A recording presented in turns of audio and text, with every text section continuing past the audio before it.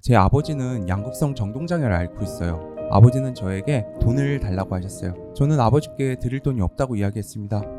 그러자 아버지는 저에게 폭력을 행사하고 제 목에 칼을 들이밀었습니다. 매일 밤 나를 죽이겠다고 협박하는 사람과 방문 하나를 두고 동침하면서 문득 이런 생각이 들었어요. 뚱뚱하고 헬스한 얼굴로 생을 마감하고 싶진 않다. 그 순간 마음속에서 질문 하나가 떠올랐습니다. 오늘이 마지막이라면 내가 먹지 못한 밥이 아쉬울까? 하지 못한 공부가 아쉬울까?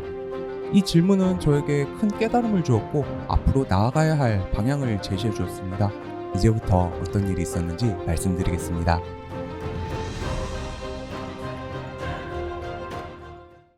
안녕하세요. 저는 탐구심과 호기심으로 세상을 살아가고 있는 전현수라고 합니다. 오늘 저는 강인함의 힘이라는 책을 읽고 내면이 강인하게 변한 저의 이야기를 들려드리고자 합니다. 저는 이 책을 읽고 정말 여러 가지 성과를 이룰 수 있었는데요. 고등학교 2학년 때 어머니의 외도를 알게 되었습니다. 어머니의 화장과 향수 냄새가 짙어질수록 포근하고 안락한 집은 사라져갔죠. 냉장고에는 곰팡이 핀 김치와 쌀포대 속에서는 벌레가 기어다녔습니다. 그 당시 어머니는 부모라면 하지 않을 이야기를 좀 자주 하셨어요. 공부할 필요 없어. 빨리 나가서 기술 배워서 돈 벌어. 그 당시 저는 시급 2,800원을 받고 저녁 6시부터 밤 10시까지 아르바이트를 했습니다. 하루에 11,200원을 벌었고 피자 한 판 사지 못하는 돈을 벌면서 처음으로 미래에 대한 불안감이 다가왔습니다. 어떻게 하면 가난에서 벗어날 수 있을까? 이를 물어볼 어른조차 주변에 없었죠. 그 당시 주변 사람들은 제가 아르바이트하는 것을 부정적으로 봤어요. 공부엔 다 때가 있다면서요. 그때마다 헷갈렸습니다. 집에서 하는 어머니의 말, 밖에서 하는 타인의 말, 상반되는 이야기에 머릿속이 혼탁해졌습니다. 강인함의 힘에선 이런 말이 나와요. 사람은 통제감을 상실할 때 상황에 대처하는 능력도 상실한다. 그 당시 저는 통제감을 완전히 상실한 모습이었습니다. 친구도 없었고요. 대학교 편입도 포기했어요. 저의 꿈과 희망을 헐값에 팔아서 허겁지겁 입에 집어넣었습니다. 추위와 배고픔이 먼저 와닿았거든요. 어머니와 이혼 후 저는 아버지의 보호자가 되었습니다. 제 아버지는 양극성 정동장애를 앓고 있어요. 20살, 저는 생활보장 대상자 차상위 계층이 되었습니다. 철거머리같이 달라붙는 가난에서 벗어나고 싶었어요. 제가 가진 모든 역량을 동원해서 취업 준비에 박차를 가했습니다. 그 당시 주변 사람들은 하나같이 야, 포기해. 너 돈 없고 백 없으면 안 된다. 그런 말뿐이었죠. 하지만 저는 젊으니까 한 번은 도전해보고 싶었어요. 정말 철저하게 준비했고요. 13년 7월 1일 기아자동차 생산직 엔지니어로 최종 합격했습니다. 취업만 하면 끝일 줄 알았는데 사회 초년생의 삶은 정말 녹록지 않더라고요. 눈먼 돈 노리는 사기꾼 천지였습니다. 한 번은 전셋집을 구하려다가 사기를 당할 뻔했어요. 공인중개사 보여준 집은 정말 좋아 보였습니다. 가격도 저렴했고 방도 2개, 햇살이 잘 들어오는 발코니도 있었어요. 계약서에 도장을 찍으려고 하는데 무언가 꺼림칙한 기분이 들었습니다. 등기부등본을 보여달라고 했는데 그곳에는 5천만 원 대출이 적혀 있었어요. 자리를 털고 일어나 한 평짜리 고시원으로 다시 돌아왔습니다. 여전히 저에게는 조언을 구할 어른이 없었고 도서관에서 경제, 금융 관련된 책을 닥치는 대로 읽고 공부했습니다. 도서관 책장 하나를 통으로 읽었을 무렵 저는 전셋집을 구했고 실비보험에 가입했으며 퇴직연금과 IRP를 운용하게 되었어요. 정말 10년 동안 열심히 살았습니다. 낡았지만 깨끗한 중형 자동차도 있고요. 인테리어를 마친 25평 내 집도 있습니다. 이제는 비바람에 흔들리지 않는 뿌리 깊은 삶을 얻었다고 생각했어요. 안정을 찾았다고 생각할 즈음 또다시 위기가 찾아왔습니다. 아버지는 저에게 돈을 달라고 하셨어요. 이제 좀 즐기면서 살아야겠다면서 키워준 돈을 달라고 하셨죠. 저는 아버지께 드릴 돈이 없다고 이야기했습니다. 그러자 아버지는 저에게 폭력을 행사하고 제 목에 칼을 들이밀었습니다. 저도 똑같이 아버지께 폭력으로 대응할 수 있었어요. 하지만 지금까지 쌓아놓은 모든 것을 한순간에 무너뜨리고 싶지 않았습니다. 마음을 차분하게 하고요. 목소리를 가다듬고 이야기했어요. 돈은 드릴 수가 없어요. 저를 죽이셔도요. 존속살인의 경우 상속권이 박탈돼요. 그 이후로 피할 수 없고 극복할 수 없는 부정적인 환경에 지속해서 노출되었습니다. 체력과 정신력은 한계에 다다랐고 학습된 무기력감에 빠져들었어요. 통제감을 잃어버린 저에게 찾아온 건요, 우울증과 화병이었습니다. 그 순간 강인함님에서 나왔던 빅터 프랭클의 이야기가 떠올랐어요.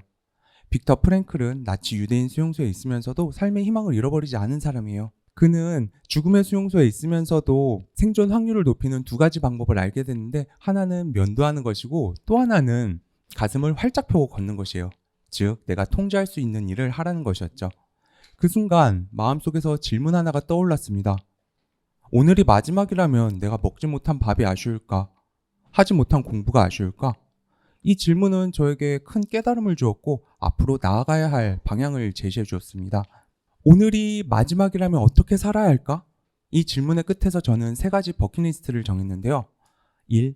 대학교 졸업하기. 학과 수석도 해보고 싶었고요. 2. 바디 프로필 찍기. 3. 아버지 독립시키기. 고등학생 때 돈이 없어서 포기했던 대학에 다시 진학했습니다. 세종 사이버대학 문예창작학과 3학년으로 편입해서요, 봄학기 호기롭게 18학점을 신청했어요. 하루에 흩어진 조각 시간을 이용해 하루를 26시간처럼 살았습니다. 아침에 30분 일찍 일어나서 공부하고요, 점심시간을 이용해 강의를 들었습니다. 퇴근 후에는 트레드밀을 타면서 복습했죠. 공부하면서 제 자신도 놀랐습니다. 34년을 살면서 이런 것도 모르고 살았나 싶었죠. 저의 부족함과 한계를 인정하는 순간이었습니다. 그리고 이것은 저의 성장의 시작이 되었죠. 2년 동안 71학점을 이수하고 졸업학점 4.43으로 졸업했습니다. 정말 아쉽게도 학과 수석은 하지 못했어요. 하지만 2번의 차석을 했고요. 그리고 최우수 멘토상, 우수 멘토상을 수상하고 콘텐츠 스토리텔링 전문가, 문예창작 지도사, 문화 큐레이터 자격증을 취득했습니다. 마지막으로 상담심리도 부전공으로 졸업했어요. 아버지와 함께하는 삶은 저를 피폐하게 만들었습니다. 매일 헬스케지는 제 얼굴을 보면서 주변 사람들은 너 어디 아프니? 라고 물어볼 정도였죠. 저는 그냥 둘러대는 말로 바디 프로필 찍어보려고요 라고 이야기했습니다.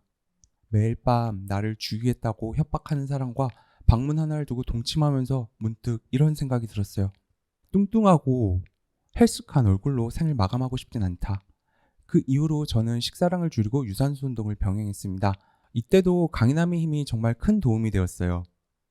운동 강도가 심해질수록 몸에 극심한 피로가 쌓였다는 이상 징후가 보이기 시작했거든요. 손이 까맣게 타들어가면서 갈라져서 피가 났고요. 입술 주위가 빨갛게 부풀어 오르면서 허물이 벗겨졌습니다. 피로, 영양 부족, 스트레스가 가져온 면역력 저하였죠.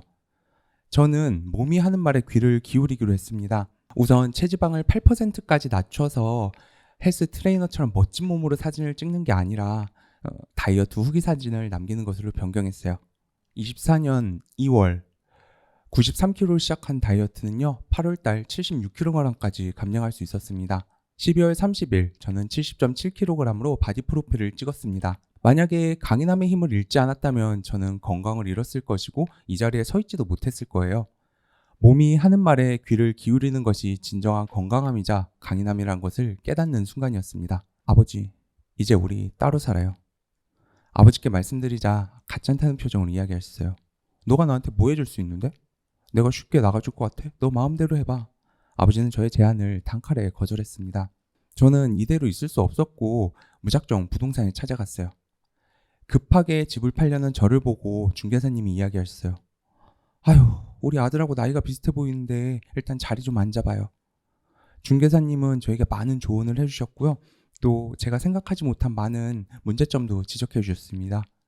그러자 상황이 객관적으로 보이기 시작했어요. 이렇게 한번 해보죠. 집 파는 것처럼 매물도 올려주고 사람도 데려갈 테니까 아버지랑 한 번 더 이야기해봐요.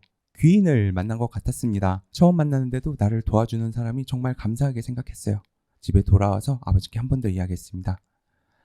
간단하게 2가지만 이야기할게요. 우선 집 팔려고 내놨어요.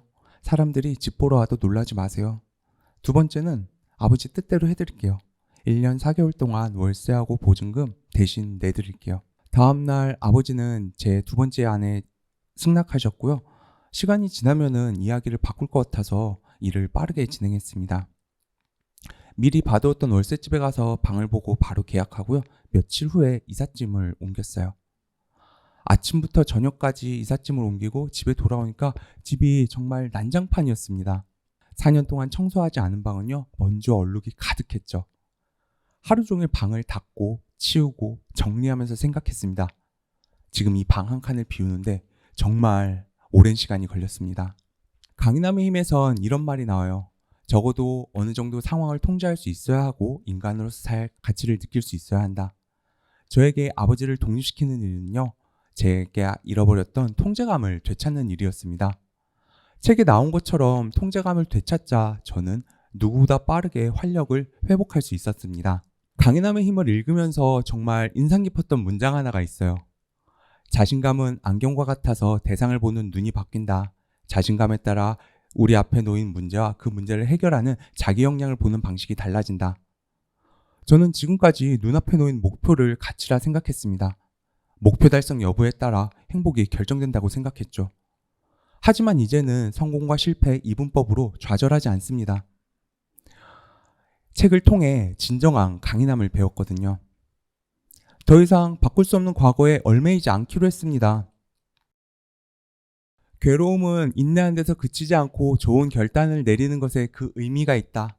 이 문장을 읽으면서요, 저는 새로운 미래를 꿈꾸고 있어요. 막연한 느낌이 아니라 또렷한 감각을 느끼고 있습니다. 책을 읽기 전에는 막연하게 가난에서 벗어나야지, 추위와 배고픔을 막기 위해선 돈을 벌어야 해 라는 느낌으로 살았습니다. 하지만 책을 읽고 나선요, 내가 왜 가난에서 벗어나고자 했는지 그 느낌과 감각을 해석해서 구분하게 되었습니다. 저는 가난에게 빼앗긴 가족을 되찾고 싶었어요. 조금 더 구체적으로 가족을 만들고 싶었습니다. 열심히 산다고 모두가 똑같은 결과를 얻는 건 아니에요. 출발선이 다른 현실이 불공평하다고 느낄 수도 있습니다. 하지만 그럼에도 포기하지 말고요. 내버려 두지 말고 지금 하고 계신 모든 일을 지속하셨으면 좋겠습니다. 스스로를 아프게 상처내지 마세요. 가치를 알고 있는 사람은 주저앉을 때는 있어도요, 포기하지 않고 다시 꿋꿋이 길을 걷습니다. 지금 여기 모이신 여러분들도 내 삶을 바꿀 수 있는 귀인 같은 책을 만나서 인생을 극적으로 바꾸시길 응원할게요. 저도 가족을 만들고 싶다는 가치를 포기하지 않고 끝까지 노력하겠습니다. 감사합니다.